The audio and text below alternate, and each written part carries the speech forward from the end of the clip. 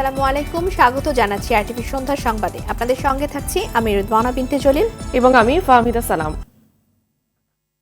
বর্তমান সরকারের মেয়াদে দ্বিতীয় সচিব সভা চলছে। সচিবালয়ে মন্ত্রিপরিষদ বিভাগে বিকেল 4:30টায় সভা শুরু হয়।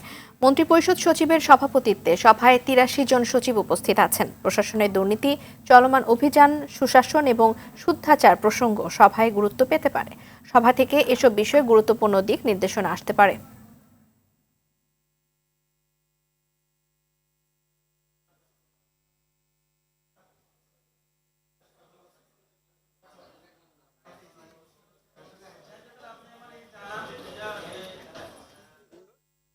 দর্শক, এই মুহূর্তে সচিবালয়ে আছেন সহকর্মী নাজিব ফরাইজি। সচিব সভার সর্বশেষ তথ্য আমরা জেনে নেব তার কাছ থেকে।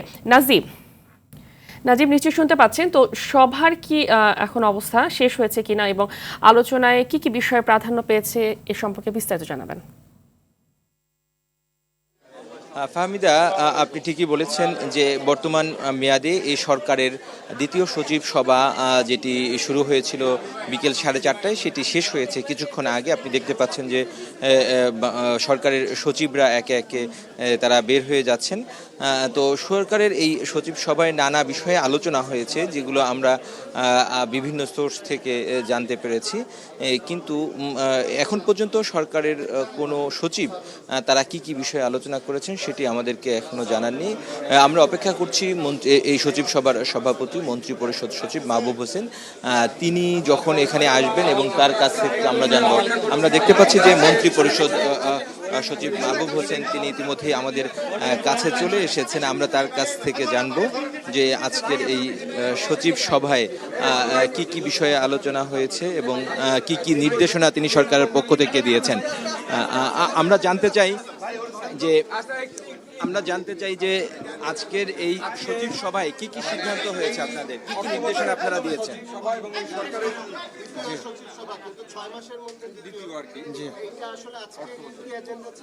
না, প্রথম কথা হলো যে আমাদের যখন আমরা সরকার প্রথম গঠন হয় এবং মাননীয় প্রধানমন্ত্রী যখন প্রথম সচিব সভাটা করেন, তখন আমাদের কাছে একটি নির্দেশনা এসেছিল যে আমরা যেন বছর অন অ্যাভারেজ 2টো সচিব সভা করি। তো সেই হিসেবে আমরা হিসাব করেছিলাম যে জুলাই মাসে আমরা একটা সচিব সভা করবো, এবং এই জন্য আপনারা জানেন যে জুন মাসে প্রথম সপ্তাহ থেকেই আমরা প্রস্তুতি নিচ্ছিলাম যে আমরা প্রথম সভার যে বাস্তবায়ন অগ্রগতি সেটাই জানার জন্য আমরা বিভিন্ন মন্ত্রণালয়কে জুন মাসে প্রথম সপ্তাহে আমরা চিঠি দিয়েছিলাম, এবং সেটার প্রেক্ষিতে আমরা আজকে মিটিংটা করছি। আজকে মিটিংয়ে আমরা মূলত গত সভার বাস্তবায়ন অগ্রগতিটা আমরা আলোচনা করেছি। আমরা শুদ্ধাচার বিষয়ে কিছু আলোচনা করেছি, আমরা বাজেট বাস্তবায়ন নিয়ে আমরা আলোচনা করেছি, এবং আমাদের আরেকটি ছিল হলো নির্বাচনী ইশতেহার নিয়ে আমরা আলোচনা করেছি। এগুলো নিয়ে আলোচনা, আর এছাড়া বেসিক আমরা কিছু ব্যক্তিগত আমাদের যে দাপ্তরিক কাজে যেসব মাননীয় প্রধানমন্ত্রীর সময়ে যে নির্দেশনাগুলো দিয়েছিলেন, সেই নির্দেশনাগুলো যেন সবাই যত্ন সহকারে সিরিয়াসলি অনুসরণ করে, সেই ব্যাপারে তাদেরকে অ্যাডভাইস দেওয়া হয়েছে।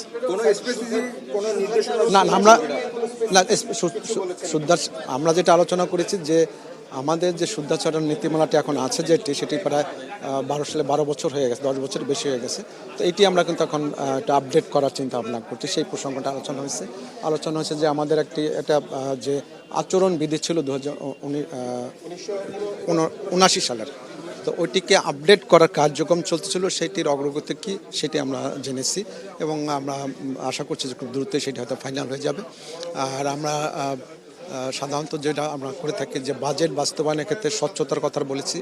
আমরা বলেছি যে অধস্তন অফিসগুলো আছে যেখান থেকে সেবা দেওয়া হয় মানুষকে, সেই সেবাটা যেন ঠিকমতো সেই কাজটা যেন খুব জোরালোভাবে মনিটর করা হয়, যেন মানুষের যদি কোনো অভিযোগ থাকে সেগুলো যেন খুব সিরিয়াসলি নিয়ে সেই ব্যবস্থাগুলো নাও, সেই সেরকম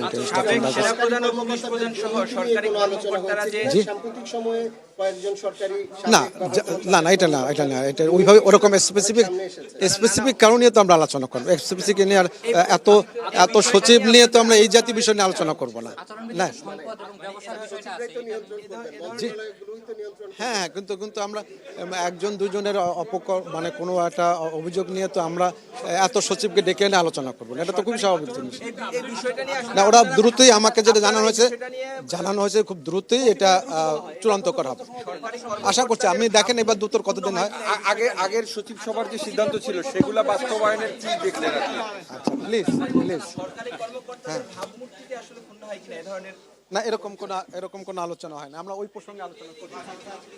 আপনি শুনছিলেন যে এতক্ষণ মন্ত্রী পরিষদ সচিব মাহবুব হোসেন তিনি সরকারের এই আজকের যে সভা হয়েছে সচিবদেরকে নিয়ে, সব সচিবদেরকে নিয়ে যে সভা হয়েছে সচিব সভা, এই সচিব সভার বিষয়ে তিনি আমাদেরকে বলেছিলেন তিনি যেসব বিষয়ে এই সচিব সভায় আলোচনা হয়েছে সেসব বিষয়গুলো তিনি আমাদের কাছে তুলে ধরেছেন এবং তিনি এই বিষয়টি আমাদেরকে জানিয়েছেন।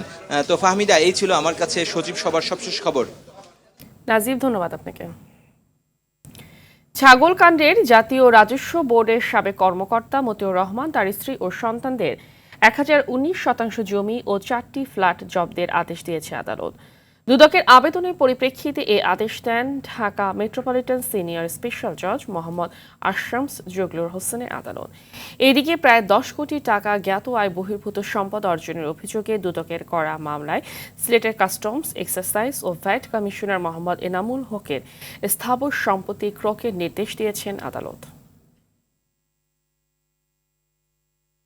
সরকারি চাকুরির প্রথম এবং দ্বিতীয় শ্রেণীতে মুক্তিযোদ্ধা কোটা পদ্ধতি বাতিলের সিদ্ধান্ত অবৈধ ঘোষণা করে দেয় হাইকোর্টের রায় আপাতত বহাল রেখেছেন আপিল বিভাগ। পূর্ণাঙ্গ রায় পাওয়ার পর নিয়মিত আপিল করার নির্দেশ দেন সর্বোচ্চ আদালত। একই সাথে রাজপথে আন্দোলন করে সুপ্রিম কোর্টের রায় পরিবর্তন করা যায় কিনা সে প্রশ্নও রাখেন প্রধান বিচারপতি ওবায়দুল হাসান। আরও জানাচ্ছেন অধরা ইয়াসমিন। সরকারি চাকরিতে কোটা ব্যবস্থা বাতিলের দাবিতে যখন রাজপথে আন্দোলন চলছে তখন হাইকোর্টের রায় আপাতত বহাল রাখল আপিল বিভাগ। মুক্তিযোদ্ধা কোটা বাতিলের সিদ্ধান্ত অবৈধ ঘোষণা করে হাইকোর্টের রায় স্থগিত চেয়ে রাষ্ট্রপক্ষের আবেদনের শুনানি মুলতবি করা হয়। প্রধান বিচারপতি ওবায়দুল হাসানের নেতৃত্বে 6 বিচারপতির আপিল বেঞ্চ এ আদেশ দেন। চেম্বার জজের যে অর্ডার, সে অর্ডার এখনো বহাল আছে। নেক্সট যে পর্যন্ত শুনানি না হবে সে পর্যন্ত এভাবে বলবৎ থাকবে। এখন মুক্তিযোদ্ধার যে 30% যে কোটা, যে বিধানটি ইতিপূর্বে ছিল, সেটা বলবৎই থাকবে আপাতত শুনানি না হওয়া পর্যন্ত। জাজমেন্টটি এখনো নামেনি। অ্যাটর্নি জেনারেল সাহেব তখন বলেছে কোর্ট বলে সিপি করার জন্য, অ্যাটর্নি জেনারেল বলেছে না এটা দীর্ঘ সময় লাগবে, তখন কোর্ট বলেছে না আমি সংশ্লিষ্ট জাজকে বলে দেবো দ্রুততম সময়ের মধ্যে এটা নামানো। এ সময় অ্যাটর্নি জেনারেল স্ট্যাটাস কো চান, উল্লেখ করেন আন্দোলনের কথা। সুপ্রিম কোর্ট হাইকোর্ট কি আন্দোলন দেখে বিচার করবে, এমন প্রশ্ন তোলেন প্রধান বিচারপতি। সুপ্রিম কোর্ট রায়ের ক্ষেত্রে যে পরিবর্তনটা, এটাকে এত আর্জেন্সি কি, বাইরে যে আন্দোলন হচ্ছে এটাও কেন দরকার? তখন অ্যাটর্নি জেনারেল বলেছে বলে না, আসলে এটার সাথে আমাদের সাথে কোনো নেক্সাস নাই। এই ইস্যুটা না সেটেল না হওয়ার কারণে আসলে সরকারিভাবে অনেক সমস্যার সৃষ্টি হচ্ছে নিয়োগের ক্ষেত্রে। 5 বছর আগে কোটা সংস্কার আন্দোলনের প্রেক্ষাপটে প্রথম ও দ্বিতীয় শ্রেণীর সরকারি চাকরিতে 30% মুক্তিযোদ্ধা কোটা বাতিলের সিদ্ধান্ত অবৈধ ঘোষণা করে গেল 5 জুন রায় দেন হাইকোর্ট। এ রায়ের ফলে প্রথম ও দ্বিতীয় শ্রেণীর সরকারি চাকরিতে 30% মুক্তিযোদ্ধা কোটা ফিরে আসে। হাইকোর্টের রায় স্থগিত চেয়ে আপিল করে রাষ্ট্রপক্ষ। আগামী বৃহস্পতিবার আপিল শুনানির দিন ধার্য রয়েছে। অধরা ইয়াসমিন, RTV, ঢাকা।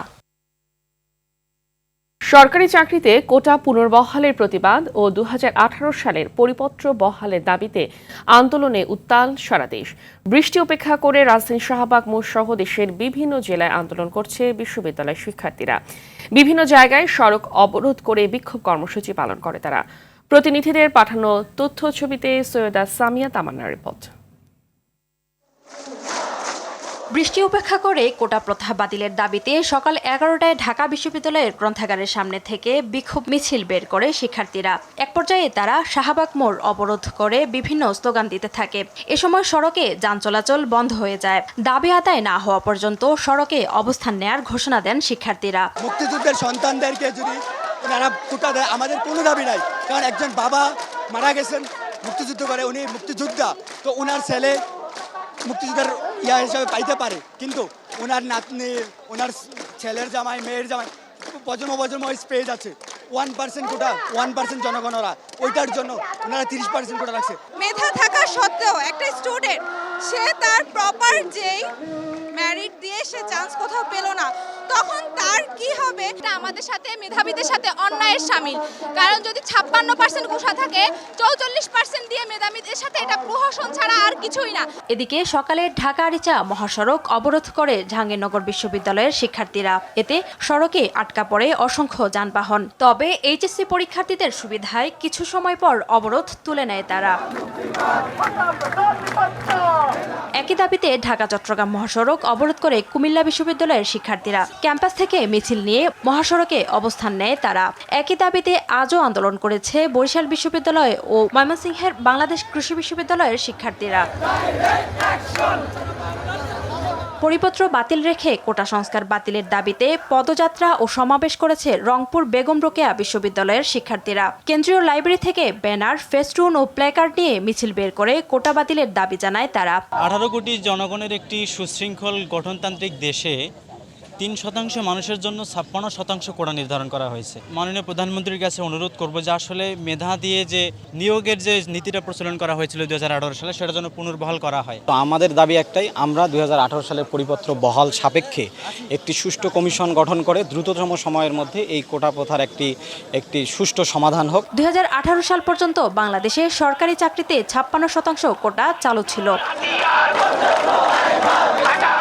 সৈয়দা সামিয়া তামান্না, RTV। সর্বজনীন পেনশন প্রত্যয় কর্মসূচির প্রজ্ঞাপন বাতিলের দাবিতে শিক্ষক, কর্মকর্তা, কর্মচারীদের কর্মবিরতিতে অচল হয়ে পড়েছে বিভিন্ন পাবলিক বিশ্ববিদ্যালয়। দাবি আদায় না হওয়া পর্যন্ত আন্দোলন চালিয়ে যাবার ঘোষণা দিয়েছেন তারা।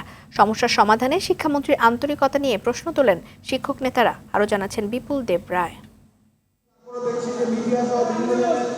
সর্বজনীন পেনশন কর্মসূচি প্রত্যয় বাতিলের দাবিতে আন্দোলনে পাবলিক বিশ্ববিদ্যালয়ের শিক্ষক, কর্মকর্তা, কর্মচারীরা। আলোচনার জন্য বৃহস্পতিবার সেতুমন্ত্রী ওবায়দুল কাদেরের সাথে শিক্ষক নেতাদের বৈঠকের কথা থাকলেও শেষ পর্যন্ত তা হয়নি।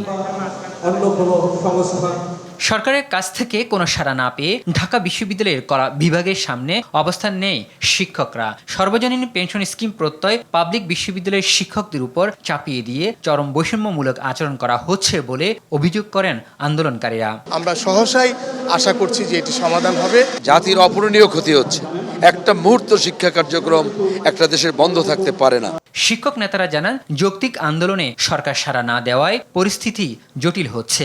শিক্ষা মন্ত্রণালয়ের সাথে যে প্রত্যয় স্কিমটা করা হয়েছে সেখানে শিক্ষা মন্ত্রণালয়কে রাখা হয় নাই, এমনকি আমাদের কোনো স্টেক হোল্ডার, আমাদের কোনো শিক্ষক প্রতিনিধিও রাখা হয় না কখনো। সারা বাংলাদেশে এতগুলো ইউনিভার্সিটি বন্ধ হয়ে গেছে, সময় হচ্ছে না, সত্যি দুঃখজনক এবং এটা সত্যি গ্রহণযোগ্য হতে পারে না আমাদের জন্য। আমাদের আন্দোলন কন্টিনিউ করবে, আমাদের আলোচনার জন্য সবসময় প্রস্তুত। একই দাবিতে জাহাঙ্গীরনগর, বরিশাল, ময়মনসিংহ সহ বিভিন্ন পাবলিক বিশ্ববিদ্যালয়ে আন্দোলন অব্যাহত রয়েছে।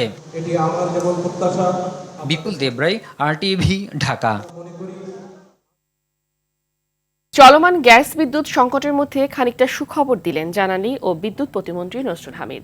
জানালেন, আগামী 2-1 দিনের মধ্যেই বিদ্যুৎ আর চলতি মাসের 15 তারিখের মধ্যে স্বাভাবিক হয়ে আসবে গ্যাস সরবরাহ। দুপুরে সচিবালয়ে বাজেট পরবর্তী সংবাদ সম্মেলনে তিনি বলেন, চলতি অর্থ বছরে জ্বালানি বিভাগে মূল লক্ষ্য নিরবিচ্ছিন্ন বিদ্যুৎ সরবরাহ করা। এছাড়া চলতি জুলাই মাসে নেপাল থেকে বিদ্যুৎ আমদানির বিষয়ে সরকার চুক্তি করতে যাচ্ছে বলেও জানান জ্বালানি প্রতিমন্ত্রী। গেল 2 সপ্তাহের বেশি সময় ধরে সারা দেশে চলছে গ্যাস সংকট। সংকটে সে মাত্রা ছুঁয়েছে বাসাবাড়ি থেকে শুরু করে কলকারখানা, এমনকি রাস্তা পর্যন্ত। রাজধানী জুড়ে সেই সংকটের মাত্রাটা আরো খানিকটা বেশি, বিশেষ করে গ্যাসে চালিত যানবাহন নিয়ে বেশ বিপাকে চালক মালিকরা। থেকে দাঁড়ায় আছি, এখনো গ্যাস পাচ্ছি না। এদিকে বসে খুব তাড়াহুড়া করতেছে, জানি না কোন সময় গ্যাস পাবো। 3 ঘন্টা সিরিয়াল দিয়ে গ্যাস নেই আমরা, তাও ঠিক মতো পাই না। সারাদিন বেড়ে 2 ঘন্টা গ্যাস 4 ঘন্টা লাগে, তাহলে আমরা জমা দেবো কেমন আর আমাকে নিজের চলবো কিভাবে? গ্যাসের পাশাপাশি সংকট চলছে বিদ্যুতেও। তবে চলমান গ্যাস বিদ্যুতের সংকটের খবরের মধ্যে আশার বার্তা দিলেন বিদ্যুৎ ও জ্বালানি প্রতিমন্ত্রী। 15-16 তারিখের দিকে আমরা আশাবাদী যে গ্যাস নিরবিচ্ছিন্ন হয়ে যাবে। আগামী 3 থেকে 4 দিনের মধ্যে আমাদের বিদ্যুৎও অনেকটা আগের থেকে ভালো হবে। ইতিমধ্যে আমাদের পায়রা শুরু হয়ে গেছে, আবার বিদ্যুৎ দেওয়া শুরু করেছে, আদানিও বিদ্যুৎ দেওয়া শুরু করেছে। আরেকটা বড় বিষয় আপনারা জানেন, বিদ্যুতের উৎপাদন ব্যয় এবং বিদ্যুতের যে দামে আমরা বিক্রি করি তার মধ্যে একটা বড় ফারাক রয়ে গেছে। বিশেষ করে এবার ডলারের দামের তারতম্যের কারণে কিন্তু ফারাকটা আরো বেড়ে গেছে। সচিবালয়ে বাজেট পরবর্তী এই সংবাদ সম্মেলনে মন্ত্রী জানান, চলতি অর্থবছরে গ্যাস উত্তোলন আর বিদ্যুৎ সরবরাহের দিকে মনোযোগী হবে জ্বালানি বিভাগ। আমরা যে অতিবৃষ্টি দেখতেছি, আমরা এখন প্রস্তুতি নিচ্ছি যে অগস্ট সেপ্টেম্বরের দিকে যে বড় বন্যা যদি হয় তাহলে আমাদের কি প্রস্তুতি থাকা দরকার। আপনারা দিক দেখেছেন গত 1 মাস যাবৎ বিদ্যুতের প্রচণ্ড ঘাটতি ছিল বিভিন্ন এলাকাতে।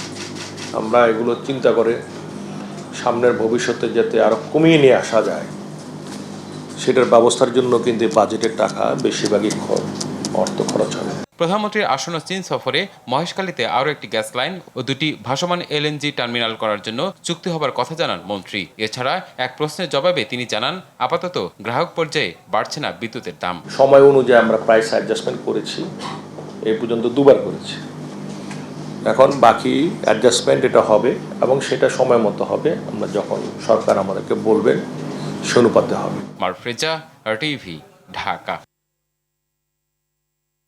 ওমানে বাংলাদেশি জনশক্তির ভূয়সী প্রশংসা করে প্রধানমন্ত্রী শেখ হাসিনা বলেছেন, তারা উভয় দেশে আর্থসামাজিক উন্নয়নে অবদান রাখছে।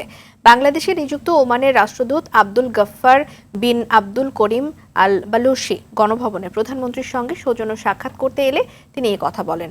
প্রধানমন্ত্রীর সঙ্গে একমত পোষণ করে ওমানের রাষ্ট্রদূত আব্দুল গফফার বলেন, এটি দুই দেশের অর্থনীতির জন্য কাজ করছে।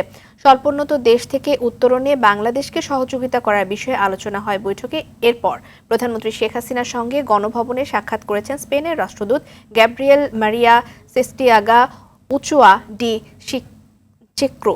এ সময় তারা দুদেশের অভিন্ন বিষয় নিয়ে আলোচনা করেন। দ্বিপক্ষীয় বিভিন্ন ইস্যুতেও বৈঠকে আলোচনা হয়।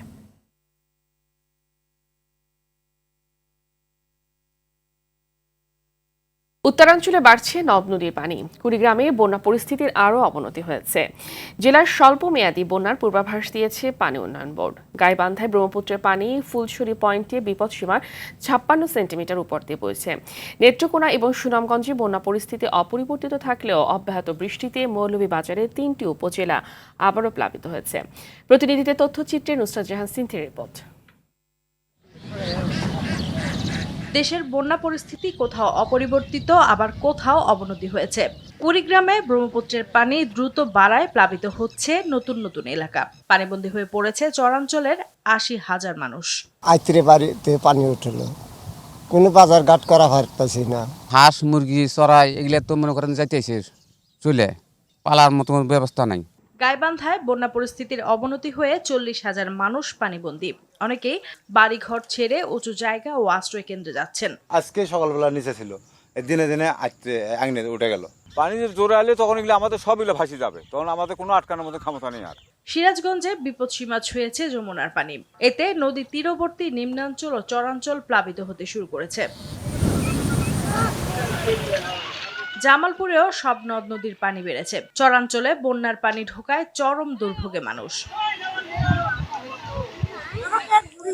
ভারী বৃষ্টির কারণে রংপুরের তিস্তা, ঘাগট সহ বিভিন্ন নদ নদীর পানি বাড়ায় ভাঙন ঝুঁকিতে অনেক এলাকা। পানিবন্দী চরের প্রায় 10,000 পরিবার। নদীর ভাঙন নিয়ে তো আমরা খুব দুশ্চিন্তায় আছি। এখন এই যে আমরা থাকবো কোথায়, যাব কোথায়। এই এমপি এসে ও এমপি এসে এই কর্ম ও কর্ম অবশ্য কোনো কাজেই নাই, উদ্দেশ্যই নাই। উজানের ঢল কমে যাওয়ায় লালমনিরহাটে তিস্তার পানি আরো কমেছে। এদিকে নেত্রকোনায় নদ নদীর পানি না বাড়ায় বন্যা পরিস্থিতি অপরিবর্তিত রয়েছে। মানবেতর জীবনযাপন করছে দুর্গতরা। সিলেটে সুরমা কুশিয়ারার পানি 5টি পয়েন্টে বিপদসীমার উপর দিয়ে প্রবাহিত হচ্ছে। ধীর গতিতে পানি কমায় দুর্ভোগ কমছে না দুর্গতদের। বৃষ্টি কম হওয়ায় সুনামগঞ্জেও বন্যা পরিস্থিতি অপরিবর্তিত আছে। তবে দুর্ভোগ কমেনি বানভাসীদের। 10 দিন আগে এক বন্যা গেছে, এখন এই বন্যা থেকে আমরা খাইতে এখন উঠতে পারি নাই, এখন আবার একটা বন্যা। মৌলভীবাজারে বৃষ্টিপাত অব্যাহত থাকায় নতুন করে প্লাবিত হয়েছে কুলাউড়া, জুড়ি ও বড়লেখা উপজেলার বিভিন্ন এলাকা।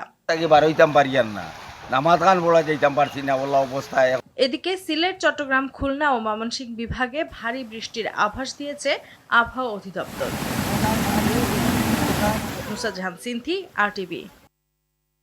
শ্রম আইন লঙ্ঘনের মামলায় গ্রামীণ ব্যাংকের ডক্টর মোহাম্মদ ইউনূসের জামিনের মেয়াদ 14 আগস্ট পর্যন্ত বাড়িয়েছে শ্রম আদালত। বৃহস্পতিবার শ্রম আপিল ট্রাইব্যুনাল জামিনের মেয়াদ বাড়ানোর এই আদেশ দেয়। ডক্টর ইউনুস জানান, এদিন লোহার খাঁচায় দাঁড়াতে হয়নি। বিচারাধীন বিষয়ে বিতর্কের প্রয়োজন দেখেন না বলেও মন্তব্য তার। সুফিয়ান ফারাবির রিপোর্ট। শ্রম আইন লঙ্ঘনের মামলায় দণ্ড পাওয়া ডক্টর মোহাম্মদ ইউনুস সহ গ্রামীণ টেলিকমের 4 কর্মকর্তার জামিনের মেয়াদ পঞ্চমবারের মতো বাড়ানো হলো। সকালে জামিনের সময় বৃদ্ধির আবেদন নিয়ে শ্রম আপিল ট্রাইব্যুনালে যান ডক্টর মোহাম্মদ ইউনুস। ট্রাইব্যুনাল স্থায়ী জামিন না দিলে বিষয়টিকে প্রতিহিংসা বলে অভিযোগ করেন গ্রামীণ টেলিকমের আইনজীবী ব্যারিস্টার আব্দুল্লাল মামুন। আগামী 14 তারিখ 8 পর্যন্ত আমাদের সময় দিয়েছেন। আপিল আদালতে কখনো আসামির উপস্থিতি লাগে না, কারণ এটা বিচারিক আদালত না। সুতরাং এই যে বারবার খণ্ডকালীন করে তাদের ডেকে আনা হচ্ছে, এটা নেবিচারের প্রতি অবমাননা করা হচ্ছে। কলকারখানা ও প্রতিষ্ঠান পরিদর্শন অধিদপ্তরের আইনজীবী অ্যাডভোকেট খুরশিদ আলম বলেন, হাইকোর্ট থেকে উপস্থিতি মৌকুফের নির্দেশ দেয়া হলে তাদের আপত্তি থাকবে না। উনি যদি মনে করে ধার্য তারিখ পর্যন্ত ওনার জামিন দেওয়া ঠিক না, অ্যাপিলেট কোর্ট ইলিগেলি করছে, খুরশিদ সাহেব প্রেসার দিচ্ছে, এই কথাগুলি গিয়ে হাইকোর্টে বলুক। হাইকোর্টে যদি উনি আদেশ পায় আমরা খুশি। এদিকে ডক্টর ইউনুস শ্রম আপিল ট্রাইব্যুনালে লোহার খাঁচায় না থাকায় কৃতজ্ঞতা জানান। গ্রামীণ ব্যাংক নিয়ে প্রধানমন্ত্রীর বিতর্কের আহ্বানের জবাব দেন তিনি। আজকে ভালো লাগলো যে খাঁচার ভেতরে ছিলাম না। আমি এটা শুনলাম এবং তালিকা করলাম কি কি বলেছেন উনি। তালিকাতে সবকটাই হলো আমার বিরুদ্ধে অভিযোগ। এগুলো হলো তদন্তের বিষয়, বিতর্কের বিষয় না। এটা আইন আদালতের বিষয়, বিচার বিভাগের বিষয়। এখানে বিতর্কের কি আছে বা ডায়ালগের কি আছে আমি তো কিছু পেলাম না। মামলার অন্য আসামি গ্রামীণ টেলিকমের সাবেক ব্যবস্থাপনা পরিচালক আশরাফুল হাসান, পরিচালক নূরজাহান বেগম, মোহাম্মদ শাহজাহান ছাড়াও কয়েকজন বিদেশি পর্যবেক্ষক ট্রাইব্যুনালে উপস্থিত ছিলেন। সুফিয়ান ফারাবি, আরটিভি, ঢাকা। তিস্তা বাংলাদেশের নদী, এতে কোনো প্রকল্প হবে নাকি হবে না সে সিদ্ধান্ত নেবে বাংলাদেশ। তিস্তা নিয়ে চীন ভারতের মধ্যে কোনো দূরত্ব নেই বলে মন্তব্য করেছেন ঢাকায় নিযুক্ত চীনের রাষ্ট্রদূত ইয়াও ওয়েন। বৃহস্পতিবার জাতীয় প্রেস ক্লাবে diplomatic correspondence association Bangladesh DCAB আয়োজিত আলোচনায় তিনি এসব কথা বলেন। ইয়াও ওয়েন বলেন, প্রধানমন্ত্রী শেখ হাসিনার এবারের চীন সফর দুই দেশের কৌশলগত উন্নয়নকে প্রাধান্য দিয়ে সাজানো হয়েছে। চীন বাংলাদেশের সর্বোচ্চ নির্ভরযোগ্য অংশীদার। বাংলাদেশের দক্ষিণাঞ্চলের উন্নয়ন নিয়েও চীনের পরিকল্পনা আছে, যথাসময়ে তা ঘোষণা করা হবে। প্রতিবেশী দেশের সাথে কানেক্টিভিটির সাথে বাংলাদেশের সার্বভৌমত্ব নষ্ট হবার কোনো সম্পর্ক নেই বলে জানিয়েছেন পররাষ্ট্রমন্ত্রী ডক্টর হাসান মাহমুদ। দুপুরে জাতীয় প্রেস ক্লাবের ভারসাম্যের পররাষ্ট্রনীতি ও দেশের অভাবনীয় উন্নয়ন শীর্ষক সেমিনারে যোগ দিয়ে পররাষ্ট্রমন্ত্রী কথা বলেন। হাসান মাহমুদ বলেন, উন্নয়নের সুবিধা ভোগ করেও বিএনপি সমালোচনা করছে। মধ্যরাতে লন্ডন থেকে পদ চলে যাওয়ার ভয়ে বিএনপির নেতারা আতঙ্কে ভুগছেন বলেও মন্তব্য করেন তিনি। মালয়েশিয়া যেতে না পারা 18,000 কর্মীর টাকা 15 দিনের মধ্যে ফেরত দেওয়ার নির্দেশ দিয়েছেন প্রবাসী কল্যাণ মন্ত্রণালয়। দুপুরে রাজধানীর পরিবাগে মন্ত্রণালয়ের সংবাদ সম্মেলনে এ কথা জানান প্রবাসী কল্যাণ প্রতিমন্ত্রী শফিকুর রহমান চৌধুরী। তিনি বলেন, টাকা দিয়েও এত শ্রমিক মালয়েশিয়া যেতে না পারার পেছনে সিন্ডিকেটের সব এজেন্সির দায় আছে। 18 জুলাইয়ের মধ্যে টাকা ফেরত না দিলে এজেন্সিগুলোর বিরুদ্ধে কঠোর ব্যবস্থা নেওয়ার হুঁশিয়ারি দেন তিনি। আগামীতে মালয়েশিয়া বা অন্য কোনো দেশের শ্রম বাজার খুলে দেয়া হলে আটকে পড়াদের অগ্রাধিকার ভিত্তিতে পাঠানোর আশ্বাসও দেন মন্ত্রী। সহসাই চালু হচ্ছে না শাহজালাল আন্তর্জাতিক বিমানবন্দরের তৃতীয় টার্মিনাল। 4.5 বছরে 97% কাজ শেষ করে এখন চলছে ধীরগতিতে। পরিচালন ব্যয় নির্ধারণ নিয়ে পাবলিক প্রাইভেট পার্টনারশিপ পিপিপি চুক্তি সই না হওয়ায় তৈরি হয়েছে অনিশ্চয়তা। বেসামরিক বিমান ও পর্যটন মন্ত্রী বলেন, আগামী বছরের শুরুতেই নতুন টার্মিনাল চালু হবে। তবে বিশেষজ্ঞরা মনে করেন, যাত্রী চলাচলের জন্য টার্মিনাল প্রস্তুত করতে আরও 1.5-2 বছর সময় লাগবে। নিহানন্দির ক্যামেরায় শরীয়ত খানের রিপোর্ট। আকাশপথের যাত্রীদের চাপ সামলানো আর আন্তর্জাতিক মানের সেবা নিশ্চিতে বিমানবন্দরে গড়ে তোলা হয় 2,30,000 বর্গমিটার আয়তনের এই 3তলা টার্মিনাল, যেখানে রয়েছে baggage handling system, arrival lounge, duty free shop, boarding bridge সহ 54টি কাউন্টার, ট্রানজিট যাত্রীদের জন্য আলাদা লাউঞ্জ, ভিআইপিদের জন্য 3,650 বর্গমিটার এলাকা, বহির্গমন ও আগমনের 128টি ইমিগ্রেশন কাউন্টার। তৃতীয় টার্মিনাল প্রকল্পের ব্যয় 21,398 কোটি টাকা। গেল বছরের অক্টোবরে স্বপ্নের তৃতীয় টার্মিনালের আংশিক উদ্বোধন করেছিলেন প্রধানমন্ত্রী শেখ হাসিনা। তখন বলা হয়েছিল 1 বছরের মধ্যে সব কাজ শেষ করে পূর্ণরূপে চালু করা হবে টার্মিনালটি। তবে চলতি বছরের অক্টোবরে সব কাজ শেষ হলেও পূর্ণরূপে চালু করা নিয়ে অনিশ্চিত কর্তৃপক্ষ। গত অক্টোবরে টার্মিনালটি উদ্বোধন হলেও যাত্রী চলাচলের জন্য এখনো প্রস্তুত করা যায়নি। জানা যায়, টার্মিনাল পরিকল্পনা ব্যয় নির্ধারণ নিয়ে জাইকা ও বাংলাদেশ সরকারের মধ্যে পিপিপি চুক্তি এখনো হয়নি। তারপরও বেসামরিক বিমান চলাচল কর্তৃপক্ষের আশা অক্টোবরের মধ্যে কাজ শেষ হবে। আবার 3% কাজ, এবং যেটা খুবই ইম্পর্টেন্ট কাজ সেটা হচ্ছে কোঅর্ডিনেশন অফ ম্যান পাওয়ার, এবং ছোটোখাটো কিছু পূর্ত কাজও বাকি আছে। এই কাজগুলি আমরা আশা করছি আগামী কয়েক মাসের মধ্যে হয়ে যাবে। আমাদের আশা যে এই বছরের শেষের দিকে বা আগামী বছরের প্রথম দিকে এটা পুরোপুরি অপারেশনাল হবে। তবে বিশেষজ্ঞদের মতে টার্মিনাল ব্যবহার করতে আরও 1.5 থেকে 2 বছর সময় লাগবে। এটা 2025 সালে হবে বলে আমার মনে হয় না, সেরকম কর্মতৎপরতা দেখা যাচ্ছে না। তারপরে এইটা করতে গেলে এই সব রিলোকেট করা, এয়ারলাইন্স অফিস থেকে শুরু করে সব কিছু সিস্টেম সিকিউরিটি, অন্য আদার ফ্যাসিলিটিস, এইগুলো ইনস্টলেশন করতে 1-2 বছর সময় লেগে যাবে। হ্যাঁ, সেগুলোরও এখনো কোনো উদ্যোগ আমরা দেখছি না। তৃতীয় টার্মিনালটি এলিভেটেড এক্সপ্রেসওয়ে, ভূগর্ভস্থ রেলপথ, বিমানবন্দর, রেলওয়ে স্টেশন ও হজ ক্যাম্পের সঙ্গে টানেলের মাধ্যমে যুক্ত হবে। শরীয়ত খান, RTV, ঢাকা। শেষ হলো দীর্ঘ সময় ধরে চলা স্বপ্নের পদ্মা বহুমুখী সেতু প্রকল্পের কাজ। নদী শাসন সহ কারিগরি সব কাজ 30 জুন শেষ হয়েছে। কাল বিকেলে মাওয়ায় সুধী সমাবেশ করে আনুষ্ঠানিকভাবে এর সমাপ্তি ঘোষণা করবেন প্রধানমন্ত্রী শেখ হাসিনা।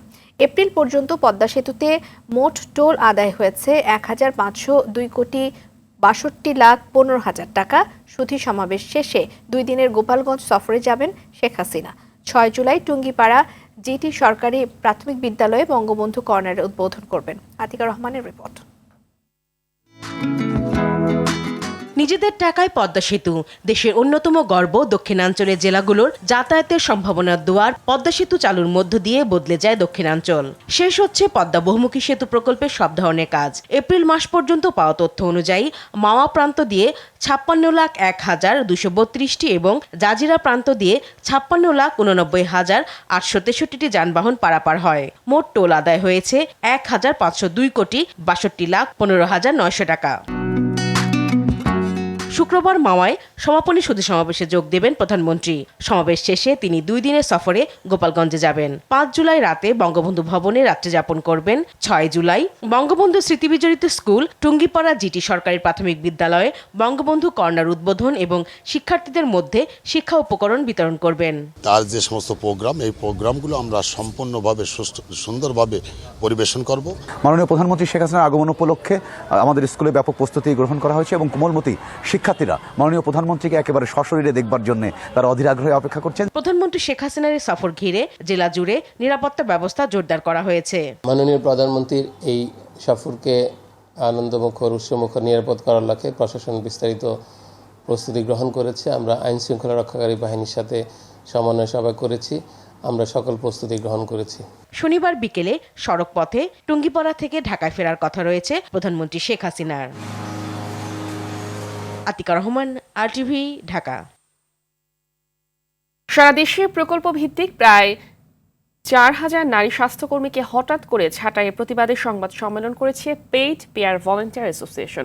সকালে জাতীয় প্রেস ক্লাবে পরিবার পরিকল্পনা অধিদপ্তরের অধীনে কর্মরত স্বাস্থ্যকর্মীরা তাদের চাকরি ফিরিয়ে দেয় এক দফা দাবি জানান। বক্তারা বলেন, কোনো ধরনের পূর্ব নোটিশ ছাড়াই প্রকল্প শেষ হয়ে যাওয়ায় ঘোষণা দিয়ে তাদের চাকরি থেকে অব্যাহতি দেওয়া হয়েছে। সরকারি বয়সসীমা মেনে নিয়োগ দেওয়া হলেও হঠাৎ চাকরি হারিয়ে দিশেহারা হয়ে পড়েছে সারা দেশের 3,686 জন নারী স্বাস্থ্যকর্মী। বক্তারা তাদের চাকরি ফিরে দিতে প্রধানমন্ত্রী শেখ হাসিনার হস্তক্ষেপ কামনা করছেন। বোটানিক্যাল গার্ডেনে প্রবেশ ফি 20 টাকা থেকে বাড়িয়ে 100 টাকা করার সিদ্ধান্ত ঠিক হয়নি বলে মনে করেন পরিবেশ, বন ও জলবায়ু পরিবর্তন বিষয়ক মন্ত্রী সাবের হোসেন চৌধুরী। তিনি বলেন, এই সিদ্ধান্ত পুনর্বিবেচনা করা হবে। দুপুরে সচিবালয়ে মন্ত্রণালয়ের 100 কর্মদিবসের অগ্রাধিকার কর্মপরিকল্পনা বাস্তবায়ন বিষয়ে সংবাদ সম্মেলনে তিনি এই কথা বলেছেন। বোটানিক্যাল গার্ডেনের পরিবেশ নিয়ে অভিযোগের বিষয়ে মন্ত্রী বলেন, বিষয়টি নজরে আছে, এটি নিয়েও দেখবে সংশ্লিষ্টরা। অর্থ মন্ত্রণালয় আমাদেরকে একটা টার্গেট দেয়, সেটা টার্গেটটা আমাদের মিট করতে হয়।